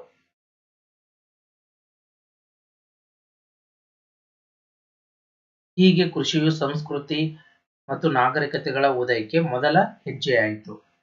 ಭಾರತ ಉಪಖಂಡದಲ್ಲಿ ಕೃಷಿಯ ಆರಂಭಿಕ ಪೂರ್ವಗಳು ಪಾಕಿಸ್ತಾನದ ಮೆಹರ್ಗರ್ ನೆಲೆಯಲ್ಲಿ ಕಂಡು ಬಂದಿತು.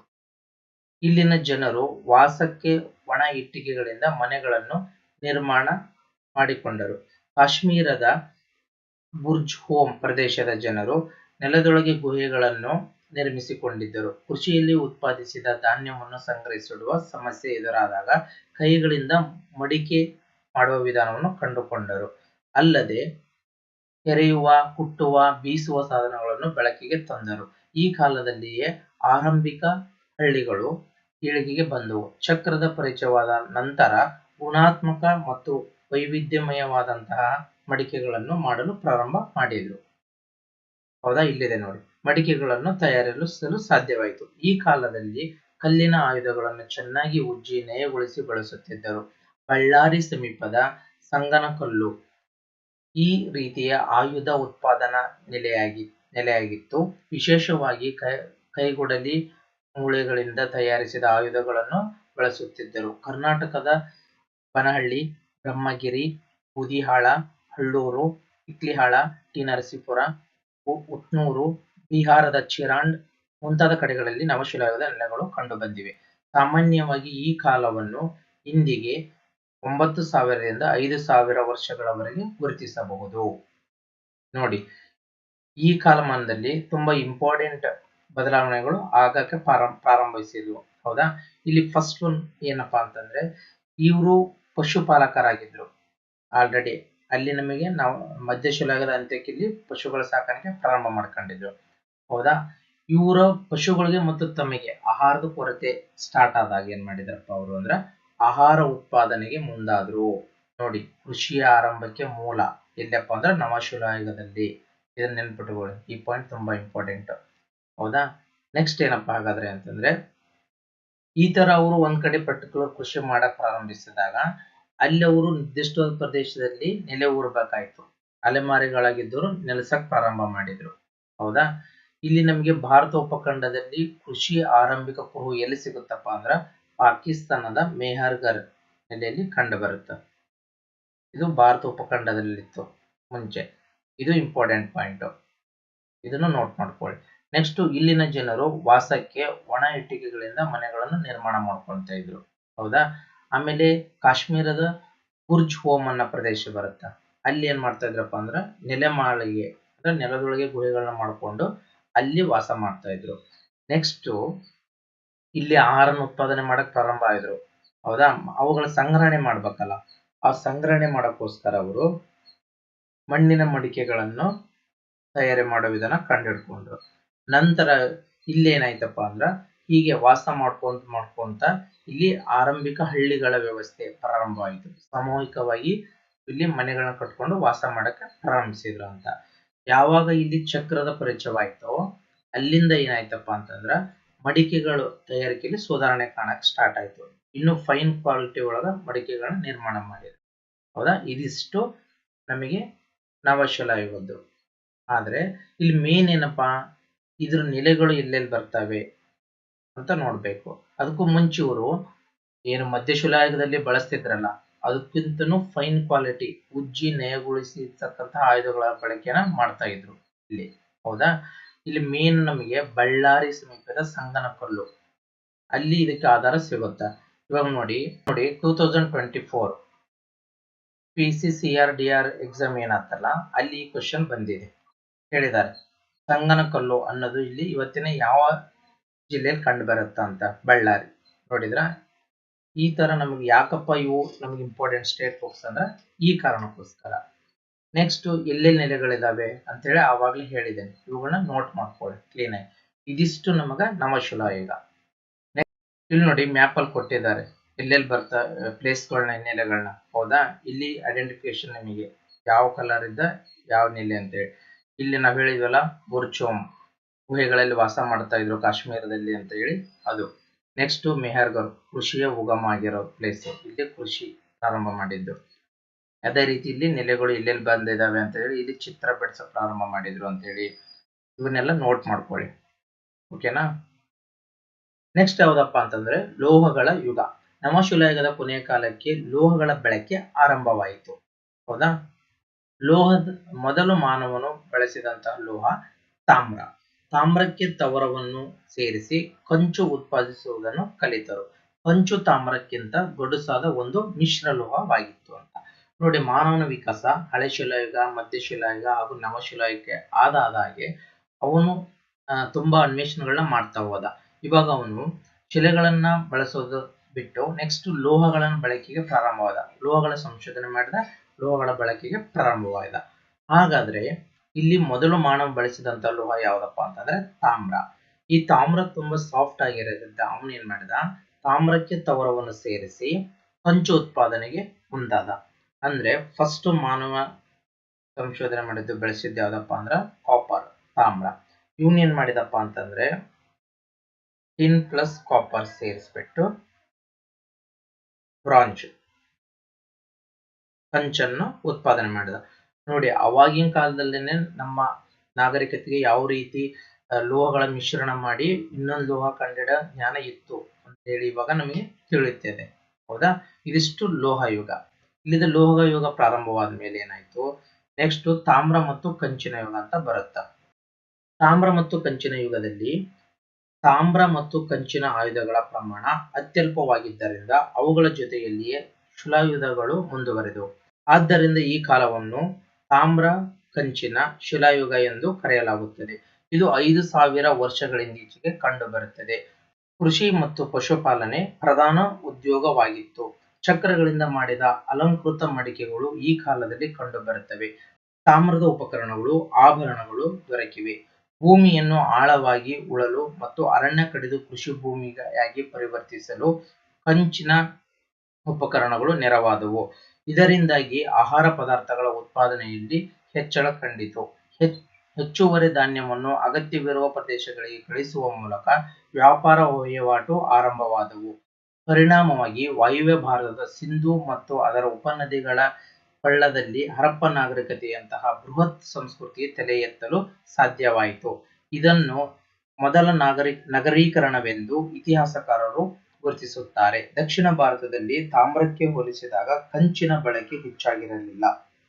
ಕರ್ನಾಟಕದ ಹಳ್ಳೂರು, ಬನಹಳ್ಳಿ, ಬ್ರಹ್ಮಗಿರಿ ಮುಂತಾದ ಕಡೆಗಳಲ್ಲಿ ತಾಮ್ರ ಮತ್ತು ಕಂಚಿನ ಶಿಲಾಯುಗಗಳ ಆಧಾರಗಳಿವೆ. ಆಯ್ತಾ, ಇದಿಷ್ಟು ನಮಗೆ ತಾಮ್ರ ಮತ್ತು ಕಂಚಿನ ಶಿಲಾಯುಗದ ಬಗ್ಗೆ. ಇಲ್ಲಿ ಏನೇನೆಲ್ಲ ಬದಲಾವಣೆ ಆಯ್ತಪ್ಪ ಅಂತಂದ್ರೆ, ಇಲ್ಲಿ ಅದೀಗ ತಾನೇ ಇವನು ಸಂಶೋಧನೆ ಮಾಡ್ಕೊಂಡಿದ್ರು ಲೋಹಗಳನ್ನ. ಅವುಗಳ ಬಳಕೆ ಅತ್ಯಲ್ಪ ಇರೋದ್ರಿಂದ ಜೊತೆಗೆ ಅವರು ಶಿಲೆಗಳನ್ನು ಬಳಸ್ತಾ ಇದ್ರು. ಆದ್ದರಿಂದ ಇದನ್ನ ತಾಮ್ರ ಮತ್ತು ಕಂಚಿನ ಶಿಲಾಯುಗ ಅಂತ ಕರೀತಾ ಇದ್ರು.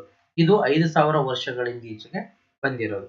ನೆಕ್ಸ್ಟ್ ಇಲ್ಲಿ ಕೃಷಿ ಇಲ್ಲಿ ನೋಡಿ, ಆಲ್ರೆಡಿ ಇಲ್ಲಿ ಉದ್ಯೋಗ ಪ್ರಾರಂಭವಾಗಿತ್ತು.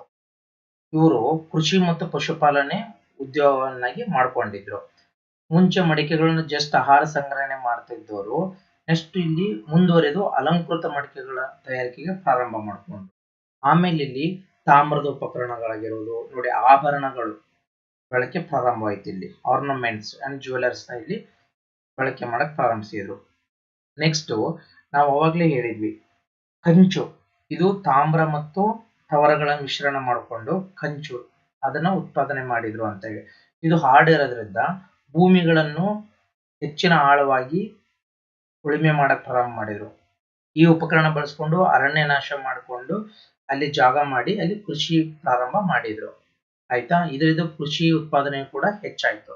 ಕೃಷಿ ಉತ್ಪಾದನೆ ಹೆಚ್ಚಾದಾಗ ಇಲ್ಲಿ ಆಹಾರ ಬೇಡಿಕೆ ಇರುತ್ತಲ್ಲ, ಅಲ್ಲಿಗೆ ಆಹಾರಗಳನ್ನು ಸಾಗಣೆ ಮಾಡಕ್ ಪ್ರಾರಂಭ ಮಾಡಿದ್ರು. ಇದರಿಂದ ವ್ಯಾಪಾರ ವಹಿವಾಟು ಆರಂಭವಾಯಿತು. ಆಯ್ತಾ, ನೆಕ್ಸ್ಟ್ ಇದರಿಂದ ಏನಾಯ್ತಪ್ಪ, ಭಾರತ ಸಿಂಧು ಮತ್ತು ಉಪನದಿಗಳಲ್ಲಿ ಬೃಹತ್ ಸಂಸ್ಕೃತಿಯ ನಾಗರಿಕತೆ ತಲೆ ಎತ್ತು. ಇದನ್ನ ಮೊದಲನೆಯ ನಗರೀಕರಣ ಅಂತಂದು ಹೇಳಿ ನಮ್ಮ ಇತಿಹಾಸಕಾರರು ಗುರುತಿಸಿದ್ರು. ಯಾವುದು? ಹರಪ್ಪ ನಾಗರಿಕತೆಯನ್ನ. ಹೌದಾ, ಇಲ್ಲೇನಪ್ಪಾ ಅಂತಂದ್ರೆ ನಮ್ಮ ದಕ್ಷಿಣ ಭಾರತದಲ್ಲಿ ತಾಮ್ರಕ್ಕೆ ಹೋಲಿಸಿದಾಗ ಕಂಚಿನ ಬಳಕೆ ತುಂಬಾ ಕಡಿಮೆ, ಹೆಚ್ಚಾಗಿರ್ಲಿಲ್ಲ. ಹೌದಾ, ಇಲ್ಲಿ ಮೇನ್ ಏನಪ್ಪಾ ಅಂತಂದ್ರೆ ಕರ್ನಾಟಕದಲ್ಲಿ ಯಾವೆಲ್ಲ ಪ್ಲೇಸ್ ಅಲ್ಲಿ ತಾಮ್ರ ಮತ್ತು ಕಂಚಿನ ಶಿಲಾಯುಗ ಬರ್ತಾವಂತ ಕೊಟ್ಟಿದ್ದಾರೆ. ಇವುಗಳನ್ನ ನೋಟ್ ಮಾಡ್ಕೊಳ್ಳಿ, ಎಕ್ಸಾಮ್ ಅಲ್ಲಿ ಕೇಳ್ತಾರೆ. ಹಳ್ಳೂರು, ಬನಹಳ್ಳಿ, ಬ್ರಹ್ಮಗಿರಿ, ಈ 3 ಪ್ಲೇಸ್ ಅಲ್ಲಿ ನಮಗೆ ತಾಮ್ರ ಮತ್ತು ಕಂಚಿನ ಶಿಲಾಯುಗದ ಆಧಾರಗಳು ದೊರಕಿವೆ ಅಂತ ಹೇಳಿ. ಕೊನೆಯದಾಗಿ ಯಾವ್ದಪ್ಪ? ಕೊನೆ ಯುಗ ಕಬ್ಬಿಣ ಯುಗ. ಕಬ್ಬಿಣ ಅತ್ಯಂತ ಗಡುಸಾದ ಲೋಹ. ಇದು ದಕ್ಷಿಣ ಭಾರತದಲ್ಲಿ ತಾಮ್ರಕ್ಕೂ ಮೊದಲೇ ಬಳಕೆಯಲ್ಲಿತ್ತು. ಕಬ್ಬಿಣವು 3500 ವರ್ಷಗಳಿಂದ ದಕ್ಷಿಣ ಭಾರತದಲ್ಲಿ ಬಳಕೆಗೆ ಬಂದಿತ್ತು. ಈ ಕಾಲವನ್ನು ಬೃಹತ್ ಶಿಲಾ ಸಂಸ್ಕೃತಿಯ ಕಾಲವೆಂದು ಕರೆಯಲಾಗುತ್ತದೆ. ಕಬ್ಬಿಣದ ಆಯುಧ ಮತ್ತು ಸಲಕರಣೆಗಳು ಕೃಷಿ ಮತ್ತು ಕರಕುಶಲ ಉತ್ಪಾದನೆಯಲ್ಲಿ ನೆರವಾದವು. ಉತ್ತರ ಭಾರತದಲ್ಲಿ ಕಬ್ಬಿಣದ ಬಳಕೆ ತೀವ್ರಗೊಂಡಂತೆ ಕೃಷಿ ಚಟುವಟಿಕೆಗಳು ಗರಿಗೆದರಿದವು. ಇದರಿಂದ ಹೆಚ್ಚುವರಿ ಉತ್ಪಾದನೆ ಉಂಟಾಯಿತು. ಹೆಚ್ಚುವರಿ ಉತ್ಪಾದನೆಯನ್ನು ನಿಯಂತ್ರಿಸುವ ವರ್ಗ ಪ್ರಭುತ್ವವಾಗಿ 2600 ವರ್ಷಗಳ ಹಿಂದೆ ಉದಯವಾದವು. ಅವುಗಳೇ ಗಣರಾಜ್ಯ. ಅನಂತರ ನಂದ, ಮೌರ್ಯ ಸಾಮ್ರಾಜ್ಯಗಳು ಪ್ರವರ್ಧಮಾನಕ್ಕೆ ಬಂದವು. ಕಬ್ಬಿಣ ಶಿಲಾಯುಗಕ್ಕೆ ಸೇರಿದಂತೆ ಕರ್ನಾಟಕದ ಪ್ರಮುಖ ನೆಲೆಗಳೆಂದರೆ ಬನಹಳ್ಳಿ, ಹಿರೇಬೇನಕಲ್ಲು, ಬ್ರಹ್ಮಗಿರಿ, ಕೊಪ್ಪ, ಹೆಗ್ಗಡೇಹಳ್ಳಿ, ಟಿ. ನರಸೀಪುರ, ಹೆಮ್ಮೆಗೆ, ಹಳ್ಳೂರು, ಜಡಗೇನಹಳ್ಳಿ, ಸಾವನದುರ್ಗ, ಕುತ್ರೆದುರ್ಗ, ಪಾಂಡವದಿನ್ನೆ ಮೊದಲಾದವುಗಳು. ಇಲ್ಲಿ ನೋಡಿ, ಕೊನೆಯ ಯುಗ ಯಾವ್ದಪ್ಪ ಅಂದ್ರೆ ಕಬ್ಬಿಣ ಯುಗ. ಹೌದಾ, ಇದು ಕಂಚಿಗಿಂತನೂ ಗಡುಸಾದ ಲೋಹ. ಕಬ್ಬಿಣ ಅತ್ಯಂತ ಗಡುಸಾಗಿರುವಂತಹ ಲೋಹವಾಗಿತ್ತು. ಇಲ್ಲೇನಪ್ಪಾ ಇಂಟ್ರೆಸ್ಟಿಂಗ್ ಅಂದ್ರೆ ತಾಮ್ರಕ್ಕೂ ಮೊದಲೇ, ಹೌದಾ, ದಕ್ಷಿಣ ಭಾರತದಲ್ಲಿ ಕಬ್ಬಿಣದ ಬಳಕೆ ಇತ್ತು ಅಂತ ತಿಳ್ಕೊಬೇಕು. ಹೌದಾ, ಇಲ್ಲಿ ತಾಮ್ರಕ್ಕಿಂತ ಮುಂಚೆನೆ ದಕ್ಷಿಣ ಭಾರತದಲ್ಲಿ ಕಬ್ಬಿಣನ ಬಳಕೆ ಮಾಡ್ತಾ ಇದ್ರು. ಇದಕ್ಕೆ 3500 ವರ್ಷಗಳ ಹಿಂದೆನೆ ದಕ್ಷಿಣ ಭಾರತದಲ್ಲಿ ಬಳಕೆ ಮಾಡ್ತಾ ಇದ್ರು ಅಂತ ಹೇಳಿ. ನೆಕ್ಸ್ಟ್ ಇದು ಬೃಹತ್ ಶಿಲಾ ಸಂಸ್ಕೃತಿ ಕಾಲ ಅಂತ ಇದನ್ನ ಕರೀತಾರೆ. ಕೇಳ್ತಾರೆ ಎಕ್ಸಾಮ್ ಅಲ್ಲಿ, ಯಾವ ಯುಗನ ಬೃಹತ್ ಶಿಲಾ ಸಂಸ್ಕೃತಿ ಕಾಲ ಅಂತ ಕರೀತಾರಪ್ಪ ಅಂತಂದ್ರೆ ಕಬ್ಬಿಣ ಯುಗ. ನೆಕ್ಸ್ಟ್ ಇಲ್ಲಿ ಏನಪ್ಪಾ, ಇದು ಹಾರ್ಡ್ ಆಗಿರೋದ ಮೆಟಲ್. ಇಲ್ಲಿ ಕೃಷಿ ಚಟುವಟಿಕೆಗಳು ಹೆಚ್ಚಾದವು. ಕೃಷಿ ಚಟುವಟಿಕೆಗಳು ಹೆಚ್ಚಾದಾಗೆ ಉತ್ಪಾದನೆ ಕೂಡ ಹೆಚ್ಚಾಯಿತು. ಇಲ್ಲಿ ಪ್ರಮುಖವಾಗಿ ಉತ್ತರ ಭಾರತದಲ್ಲಿ ಈ ಕಬ್ಬಿಣದ ಬಗ್ಗೆ ಪರಿಚಯವಾದಾಗ ಅಲ್ಲಿ ಹೆಚ್ಚು ಉತ್ಪಾದನೆ ಮಾಡಕ್ ಪ್ರಾರಂಭ ಮಾಡಿದ್ರು. ಈ ಉತ್ಪಾದನೆಯನ್ನು ನಿಯಂತ್ರಿಸೋಕ್ಕೋಸ್ಕರ ಪ್ರಭುತ್ವಗಳ ಉಗಮ ಆಯಿತು 2600 ವರ್ಷಗಳ ಹಿಂದೆ. ಇಲ್ಲಿದ್ದ ಏನಂತಪ್ಪ, ಗಣರಾಜ್ಯಗಳು. ನೆಕ್ಸ್ಟ್ ಹಾಗೆ ಸಾಮ್ರಾಜ್ಯಗಳು ಪ್ರವರ್ಧಮಾನಕ್ಕೆ ಬಂದ್ವು. ಆಡಳಿತ ಮಾಡೋಕ್ಕೋಸ್ಕರ, ತಮ್ಮಂತ ಪ್ರೊಟೆಕ್ಟ್ ಮಾಡ್ಕೊಳಕ್ಕೋಸ್ಕರ. ಓಕೆನಾ, ಈ ರೀತಿ ಸಾಮ್ರಾಜ್ಯಗಳ ಉಗಮವಾದವು. ನಂದನ, ಮೌರ್ಯ, ನೆಕ್ಸ್ಟ್ ಗುಪ್ತ, ಈ ತರ ಸಾಮ್ರಾಜ್ಯಗಳ ಉಗಮ ಪ್ರಾರಂಭ ಆಯಿತು. ಕಬ್ಬಿಣ ಯುಗಕ್ಕೆ ಸಂಬಂಧಿಸಿದಂತ ಕರ್ನಾಟಕ ಪ್ರಮುಖ ನೆಲೆ ಯಾವ ಅಂತ ಹೇಳಿ ನೋಟ್ ಮಾಡ್ಕೊಳ್ಳಿ. ಇವು ತುಂಬಾ ಇಂಪಾರ್ಟೆಂಟ್. ಓಕೆನಾ, ಇಲ್ಲಿಗೆ ನಿಮ್ದು 6ನೇ ತರಗತಿಯ ಫಸ್ಟ್ ಚಾಪ್ಟರ್ ಕಂಪ್ಲೀಟ್ ಆಯ್ತು. ಇಲ್ಲಿ ನೀವು ಏನ್ ಮಾಡ್ಬೇಕಪ್ಪ ಅಂದ್ರೆ ಹಳೆ ಶಿಲಾಯುಗ, ಮಧ್ಯ ಶಿಲಾಯುಗ, ನವಶಿಲಾಯುಗ ಹಾಗೂ ಲೋಹ ಯುಗ ಈ ತರ ಕಾಲಮ್ ಮಾಡ್ಕೊಂಡು ಸಪರೇಟ್ ಸೆಕ್ಷನ್ ಮಾಡ್ಕೊಂಡು ಬರ್ಕೊಂತ ಬನ್ನಿ. ಯಾವ ರೀತಿ ಮಾನವನ ವಿಕಾಸ ಆಯಿತು, ಹೌದಾ, ಯಾವ ರೀತಿ ಅವರ ಕೃಷಿ ಮಾಡಕ್ಕಾಗಿರ್ಬೋದು, ಹಳೆ ಶಿಲಾಯುಗದಲ್ಲಿ ಏನ್ ಮಾಡಿದ್ರು, ಆಹಾರ ಸಂಗ್ರಹಣೆ ಹಾಗೂ ಅವ್ರ ವಾಸಸ್ಥಾನ ಹೇಗೆ ಬದಲಾಗ್ತಾ ಬಂತು, ಈ ರೀತಿ ಪಾಯಿಂಟ್ಸ್ ನ ಇಲ್ಲಿ ಬರ್ಕೊಂಡ್ರೆ ನಿಮಗೆ ರಿವಿಷನ್ ಟೈಮ್ ಅಲ್ಲಿ ತುಂಬಾ ಹೆಲ್ಪ್ ಆಗುತ್ತೆ. ಇದರಲ್ಲೇ ನಿಮಗೆ ಮಿನಿಮಮ್ ಒಂದು 2 to 3 ಕ್ವಶನ್ಸ್ ಡೈರೆಕ್ಟ್ ಆಗಿ ಬರ್ತವೆ, ಎಸ್ಪೆಷಲಿ ಈ ತರ PCPSI ಎಕ್ಸಾಮ್ ಅಲ್ಲಿ. ಹೌದಾ, ನೋಡಿ ಇದು ಎಷ್ಟು ಇಂಪಾರ್ಟೆಂಟ್ ಚಾಪ್ಟರ್ ಇದೆ ಅಂತೇಳಿ. ಸೊ ನಾನು ಆ ದೃಷ್ಟಿಯಿಂದ ನಿಮಗೆ ಹೇಳೋದು, ನಿಮಗೆ ಇಲ್ಲಿ 6th ಇಂದ 10th ವರೆಗೂ ಸೋಷಿಯಲ್ ಸೈನ್ಸ್ ಬುಕ್ ತುಂಬಾನೇ ಇಂಪಾರ್ಟೆಂಟ್ ಆಗಿರ್ತವೆ ನಿಮ್ ಪ್ರಿಪರೇಷನ್ ಅಲ್ಲಿ. ಹೌದಾ, ನಾವು ಇದೇ ರೀತಿ ಈ ಸೀರೀಸ್ ನ ಬೇಗ ಕಂಪ್ಲೀಟ್ ಮಾಡಕ್ಕೆ ಟ್ರೈ ಮಾಡೋಣ. ನಿಮ್ಮ ಎಕ್ಸಾಮ್ಸ್ ಬಿಫೋರ್ ನೋಟಿಫಿಕೇಶನ್ ಆಗಿದ ಮುಂಚೆ ಬೇಗ ಈ ಸೀರೀಸ್ ಕಂಪ್ಲೀಟ್ ಆಗಬೇಕು. ಸೊ ಆ ದೃಷ್ಟಿಯಿಂದ ನಾನು ಈ ತರ PDF ನ ಇಟ್ಕೊಂಡು ನಿಮಗೆ ಹೈಲೈಟ್ ಮಾಡ್ತಾ ಎಕ್ಸ್ಪ್ಲೇನ್ ಮಾಡ್ತಾ ಹೋಗ್ತಾ ಇದ್ದೀನಿ. ನಾನು ಇಲ್ಲಿ ಯಾವೆಲ್ಲ ಸ್ಟಾರ್ ಮಾರ್ಕ್ ಹಾಕ್ತೀನೋ ಅಥವಾ ಯಾವೆಲ್ಲ ಅಂಡರ್ಲೈನ್ ಮಾಡ್ತೀನೋ, ಈ ತರ ಮಾರ್ಕ್ ಮಾಡ್ತೀನೋ, ಆ ಪಾಯಿಂಟ್ಸ್ ನ ನೀವು ನೀಟಾಗಿ ನೋಟ್ಸ್ ಅಲ್ಲಿ ಮಾಡ್ಕೊಳ್ತಾ ಬನ್ನಿ. ಅವಾಗ ನಿಮಗೆ ಈ ಸೀರೀಸ್ ಕಂಪ್ಲೀಟ್ ಆದಾಗ ಒಂದು ಕ್ವಾಲಿಟಿ ಆಗಿರತಕ್ಕಂತಹ ಒಂದು ನೋಟ್ಸ್ ರೆಡಿ ಆಗುತ್ತೆ. ನೀವು ಅದನ್ನೇ ಪದೇ ಪದೇ ರಿವಿಷನ್ ಮಾಡ್ಬೋದು. ಮತ್ತೆ ನೀವು ಇಲ್ಲಿ ಇನ್ನೊಂದು ಮಾಡ್ಬೋದು, ನಾನೇನು ಇಲ್ಲಿ ಓದ್ತಾ ಹೋಗ್ತೇನಲ್ಲ, ಈಗ ನನ್ನ ಕ್ಲಾಸ್ ನೋಡಿ ನೀವು ಜೊತೆಗೆ ಸಿಕ್ಸ್ತಿದ್ದ ಓದಕ್ಕೆ ಪ್ರಾರಂಭ ಮಾಡ್ಕೊಳ್ಳಿ ಈ ನನ್ನ ಕ್ಲಾಸ್ ಜೊತೆಗೇನೆ. ಹೌದಾ, ಇದು ತುಂಬಾ ಎಫೆಕ್ಟಿವ್ ಆಗಿರುತ್ತೆ. ಇಷ್ಟ ಹೇಳಿ ಈ ನಮ್ಮ ಚಾನೆಲ್ನ ನೀವೇನ್ ಮಾಡ್ಬೇಕಪ್ಪ ಅಂದ್ರೆ ಯಾರೆಲ್ಲ ಪ್ರಿಪರೇಷನ್ ಮಾಡ್ತಾ ಇದಾರೋ ಅವ್ರಿಗೆ ಶೇರ್ ಮಾಡಿ, ಅವ್ರನ್ನ ಸಬ್ಸ್ಕ್ರೈಬ್ ಆಗೋಕೆ ಹೇಳಿ. ಯಾರು ಇಲ್ಲಿ ಈ ಅವಕಾಶದಿಂದ ವಂಚಿತರಾಗಬಾರ್ದು. ನಾನು ಇವಾಗ 6th 10th ಬುಕ್ಸ್ನ ಎಷ್ಟೋ ಹುಡುಗರು ಸ್ಟಡಿ ಮಾಡಲ್ಲ, ಆ ದೃಷ್ಟಿಯಿಂದ ನಾನು ಇವತ್ತು ಈ ಸೀರೀಸ್ನ ಸ್ಟಾರ್ಟ್ ಮಾಡಿದ್ದೀನಿ. ಹೌದಾ, ಇದನ್ನ ಅವರು ಸದುಪಯೋಗ ಪಡಿಸ್ಕೊಳ್ಳಿ ಅನ್ನೋ ದೃಷ್ಟಿಯಿಂದ ಹೇಳ್ತಾ ಇದ್ದೀನಿ. ಯಾರೆಲ್ಲ ಇವಾಗ ಪ್ರಿಪರೇಷನ್ ಮಾಡ್ತಾ ಇದ್ರು ದಯವಿಟ್ಟು ಅವರಿಗೆ ಇದನ್ನ ಶೇರ್ ಮಾಡಿ. Okay, thank you for watching.